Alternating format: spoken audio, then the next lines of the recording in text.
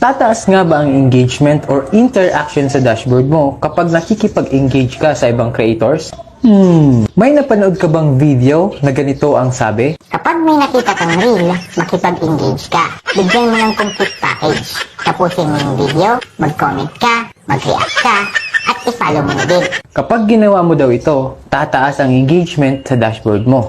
Ay, pasimplihin natin. Lahat ng engagement na ginagawa mo sa content ng iba ay hindi napupunta sa'yo dahil ang makikita mo sa dashboard mo ay mga insights ng accounts mo. Kapag may engagement ka na ginawa sa content ng iba, napupunta yan sa dashboard ng creator, hindi sa'yo. Mas pasimplihin pa natin. Pinanood mo ang video ko na to, magre-react ka, magko-comment, tapos kung sinipag ka, isi-share mo pa. Lahat ng yan sa akin counted, hindi sa'yo. Akin yan eh. Ako may gawa niyan. Gets? Hindi ko sinasabi na mali ang makipag-engage sa ibang creators. Ginagawa ko din yan. My concern is yung maling idea na naituturo sa iba. Kawawa naman kasi sila. Imbes na mag-focus sa content nila, sa iba na pupunta. Sa pagkikipag-engage, na i-expose ang page mo sa followers ng creators. Pero kahit napuntahan nila ang page mo, kung hindi naman nila gusto ang content mo, wala din yan.